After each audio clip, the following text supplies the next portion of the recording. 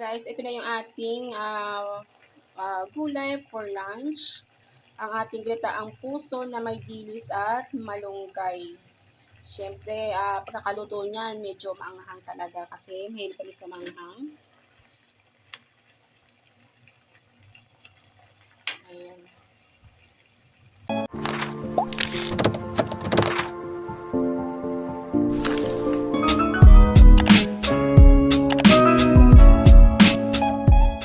Hello everyone! Ang video natin for today ay magluluto tayo ng gitaang puso. Siyempre, una, ilalaga muna natin yung puso bago natin gataan.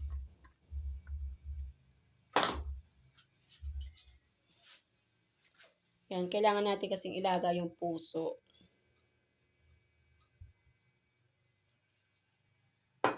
Kaya natin na kumulo. Ayan guys, after natin pakuluan, tatanggal muna natin sa lalagyan at sasalain natin. Ayan guys, nasala na natin at ngayon ay magigisa muna tayo ng bawang. At yan nga guys, nagpainit na tayo ng ating paglulutuan. Magigisa muna tayo ng sibuyas at saka bawang. Dahil wala pa akong stock ng sibuyas, kaya yan, bawang at sibuyas na lang. Kaya unahin muna natin ang bawang.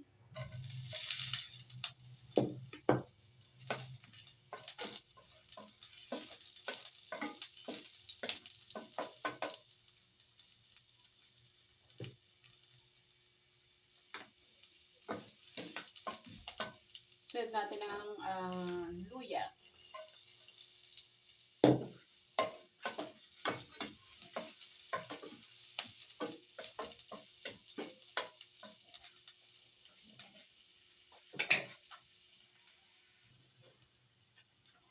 Ayan, isunod na rin natin ang ating puso ng saging.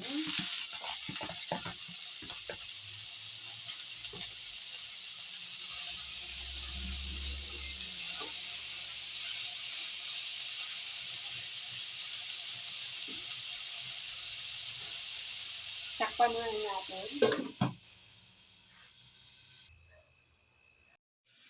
At ilagay na rin natin yung isang pouch ng Cocomama, yung gata.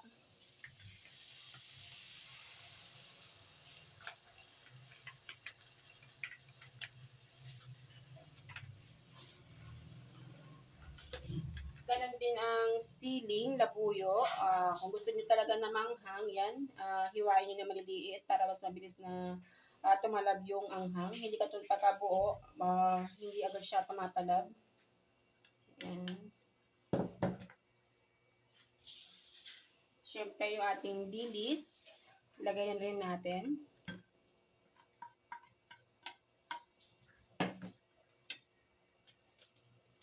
At maglalagay din tayo ng pamintang powder. At ganoon din ang magsarap. Ayan, medyo luto-luto yung ating magsarap. Ayan, haluin lang natin.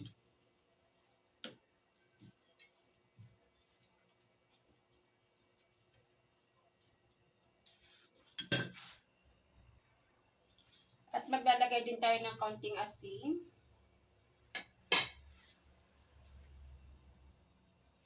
At maglagay lang tayo ng 1 cup of water.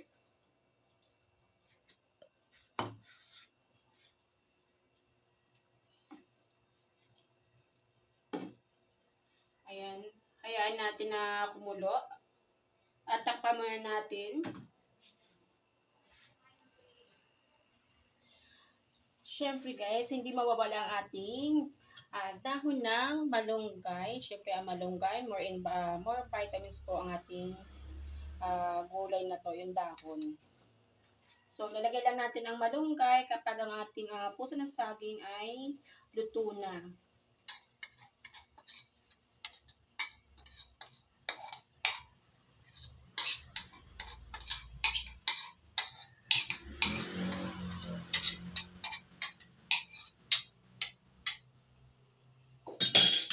Yan, ihalo lang natin.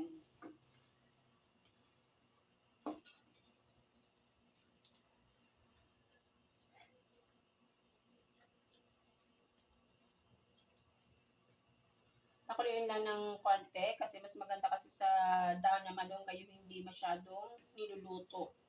Ayan. Konting kulo lang.